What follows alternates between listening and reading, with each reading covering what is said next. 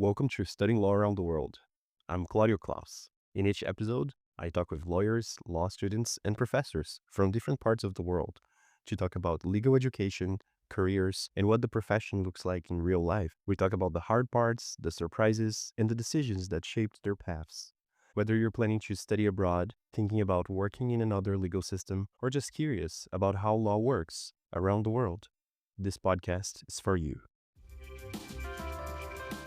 Today, I have the opportunity to interview Mónica Mora. She's a lawyer with Basham in Mexico. She is an associate in the firm in the corporate law area in the Mexico City office, and her practice has been developed in the areas of corporate, contracts, M&A, foreign investments, and also real estate.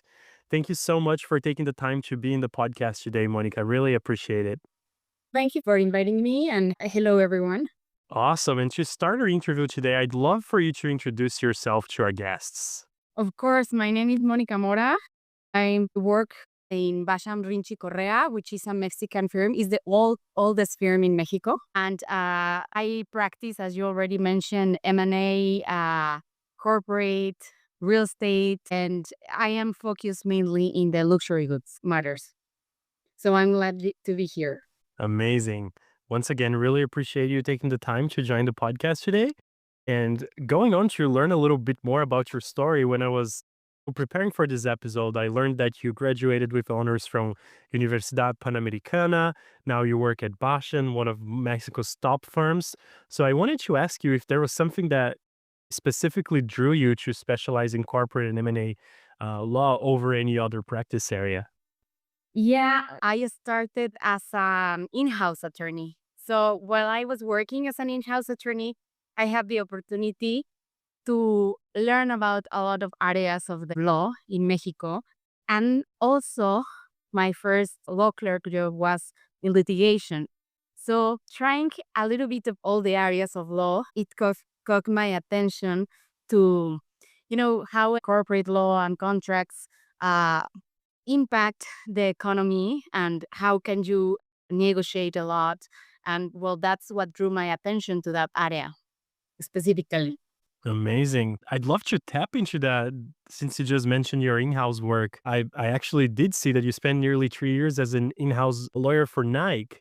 So I'd love to hear a little more about did that look like for you, and also working at such a major transnational brand, if that changed your perspective, and also if that in any way helped you to understand the needs of your current corporate clients.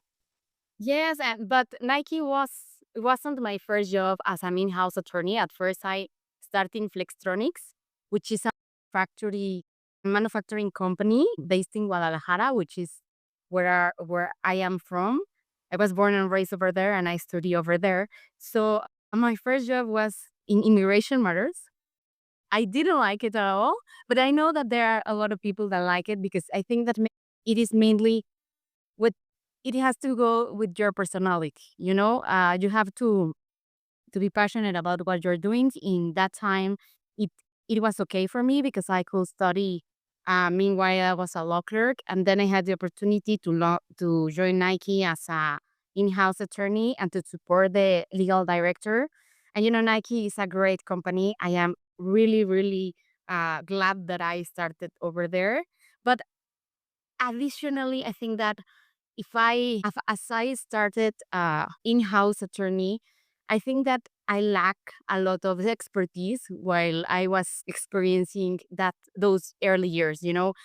I was able to learn a lot about the company and learn a lot about the sports world, which was quite fun.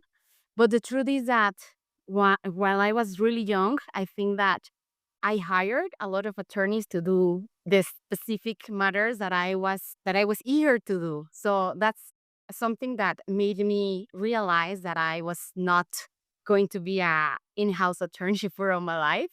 So that's when I choose to change career paths, and then I joined Basham Ringe y Correa 10 years ago.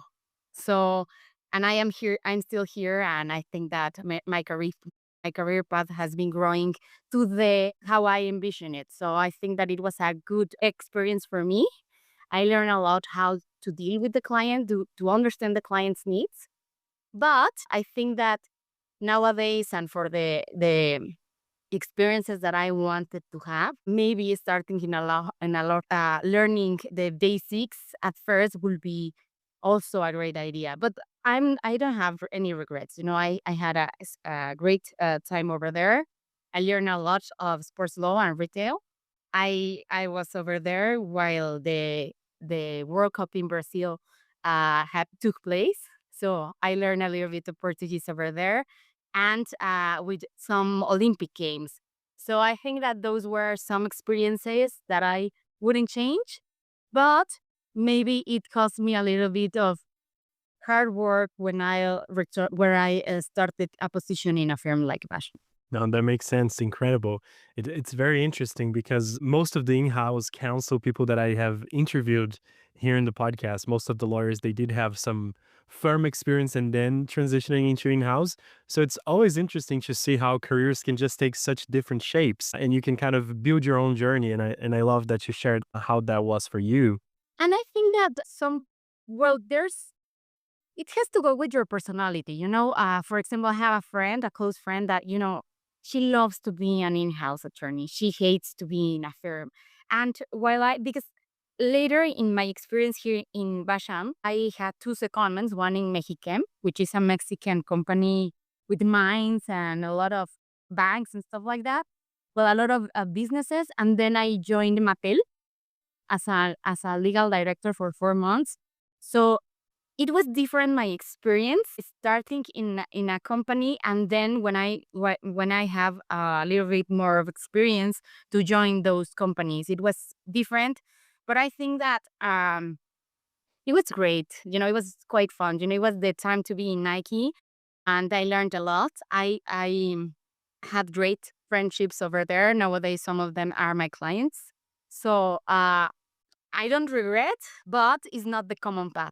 And when I joined Basham, it took me a lot of hard work to recover the specialization that I needed to succeed in the firm. Fantastic. No, very, very interesting to hear. Considering where you are in the world now, practicing in Mexico, I wanted to ask you just quickly, there's a lot of very interesting things going on, a lot of foreign investment in Mexico. And I'm wondering, what are some things that come up to you as, challenges or questions that international clients will bring to you at this moment? We have been facing a lot of amendments to law because we changed from a right party to a left party. So nowadays, some of those amendments are difficult to explain to our clients because we have to comply with law, and some regulations seems to be off to them or seems to be a little bit intrusive. For example, we just faced a change in anti-money laundering law in order to incorporate a Mexican entity or to do any kind of change in the corporate structure. And we have to provide a lot of information, even though that in those countries it's not allowed to provide that information. And we have to ask for information of their spouses. So that's really hard to explain to the clients. Also, some labor changes also trigger and makes our clients to question why we're asking for all of that information. But at the end, we need to comply with law, and it's hard to explain to them. But at the end, they all of them comply. But it's a big challenge because it delay the arrival of some entities in Mexico, and of course all the regulatory compliance that sometimes is hard to understand. For example, in some local jurisdictions, just such as Quintana Roo, we have to comply with local and to federal laws, which is which seems kind of a lot for some of our clients. So it's hard to explain to them. But I think that due to the geographical conditions of Mexico, it's important, and with all the nurturing trend, I think that Mexico is an economy that it's really great to invest. So at the end, those are some of our difficulties to nowadays are with new clients arriving to Mexico or purchasing some companies in Mexico. But we explaining them, and with the team of specialists that we have succeed with that, but it's hard sometimes. Well, thank you so much for sharing. That's always very interesting to know what's going on in different countries and what are the current challenges that the legal professionals are facing. Speaking about, this international scenario and the national component to it, I also know you're an active member of the International Bar Association, and more specifically in the Young Lawyers Committee. I wanted to ask you a little bit about the networking aspect, the value you get from being a part of the IBA. How has this experience been for you? I think that it's quite fun. I never thought that it would be so fun, but I am the the Mexican representative of the Young Lawyers Committee, and I have been attending to the IBA for 3 years now. I started quite young for the age of the persons who are attending, and I think that it's a really huge opportunity because I never thought the importance of producing your own work in the firm, having a network that is willing to send you work and to trust in your work, it's something really valuable in your career path. If you want to be a partner, I think that is something that you need to do. So the other day I was attend into a webinar about women in the rainmakers, and they said that prior to be a partner, you need to do a lot of networking, uh, at least 7 years, and no one tell you that. So the thing here is that I think that it's a great opportunity. You make great friends, but also you learn a lot about of different jurisdictions, and you start to positioning you in the firm as a person who can bring work to the firm, which is really important. They also can see how you work and how responsible you are. So if you, I don't know, if we both work together with during the IVA conference in order to set up a panel or something like that, you can see my work and you can trust in me. So then, if you have any in Mexico, you will share it with me. You will refer clients, and it's really important for your career path to have referrals. So for me, it has been a great experience. I am also part of the Young Council of Latin America, and that it's funny because while I was preparing, because we host 1 year ago here in Mexico. I don't know if you attend, but it was a great conference to attend. And, you know, as I was a Mexican one, I organized a lot of events and met a lot of people and stuff like that. And it drove me to know the right persons. And nowadays, an association of international women's in law choose me as their president in Mexico, which is a really big deal. So I think that it wouldn't be possible if I wasn't doing all of this work in the IBA and knowing the right people. And it's hard because I know that I don't know if this was your first conference or not, but for first timers it's hard because you're a little bit lost. You know, we're young attorneys, but I am 36. I'm not so young anymore. But for this conference, we're the young ones, and the thing is that you start to to be in the same events that the right persons and the persons with the right experience that they can also mentor you.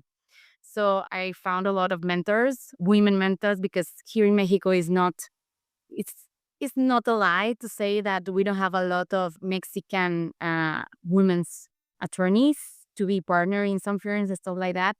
Even though in chambers we are the country with less ranking women, so it's something that we need to take care of. And I think that in these kind of events, I found the mentorship that I was trying to find. Fantastic. No, that's amazing. And I'm glad you brought up the IBA conferences. It was actually my first International Bar Association conference this year in Toronto. Definitely couldn't miss it when you have it, in your hometown. So it was just an amazing conference. And as you said, there's so much going on. And then I think that this is something that everybody talks about. You don't know really what the conference is until it's happening, because there's a lot of the firms are making private events, and then you just get an invitation if you know the right people and all of that. So I probably learned about it too late, unfortunately. But now I know for the upcoming years a little bit more of how the dynamic goes and how to make the most out of the conference. I think there's there's like a benefit, but also a bad side to it being hosted in your home city because you experienced it, right? So I'm sure it's a lot better when you get to go to someone else's city and then you actually take that time really off for that. So it's been interesting to navigate all of that. But I wanted to ask you, specifically about the Toronto conference now back in November 2025. Just for context, we're recording this podcast in January 2026. So I wanted to ask you, was there any specific personal highlights that you took from the event? Was there, takeaway that you brought back from the conference to your practice? Yeah, all the AI components was like the main topic. I love it because, as we are reviewing which kind of AI to hire in the firm and, all of these questions of how it will, because it is the gossip like AI will do all the junior associates work or the clerks work. It is just great to see how other firms and other jurisdictions have navigate with these new topics. It also, well, a highlight for me was the retreat that we had in Niagara Falls, which is a great opportunity to discuss with young attorneys how they are uh, navigating to this path. Making friends, I think that is the base of what IVA is made for.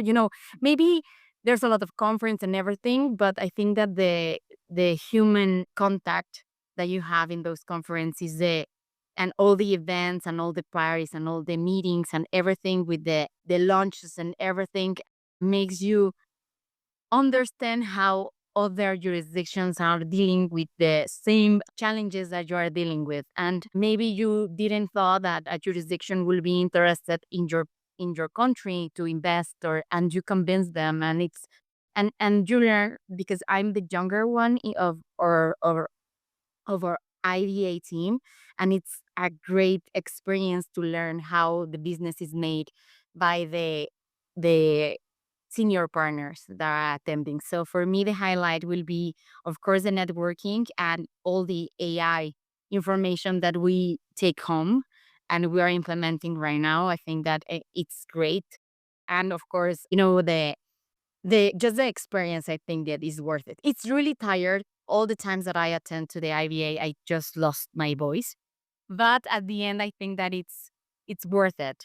Amazing. I totally understand that. And I'm glad I really got that privilege to attend this year. I'm looking forward to attending in upcoming years as well. I hope to be able to contribute even more in the upcoming editions for sure. The success of the IBA is not just to attend to one event; it's to attend many years. So you can take care of the relationship that you are building. So the thing, and my recommendation for you and your audience is that if you're planning to attend, try to attend as many IVAs as possible. I know that sometimes it is hard because of the yeah, and of course if you don't have your firm support, as I have, sorry, I think that you have to choose maybe the local or the regional forums that are nearby and to attend, but always attend to the same events so you can cultivate your relationship with your fellow attorneys around the world.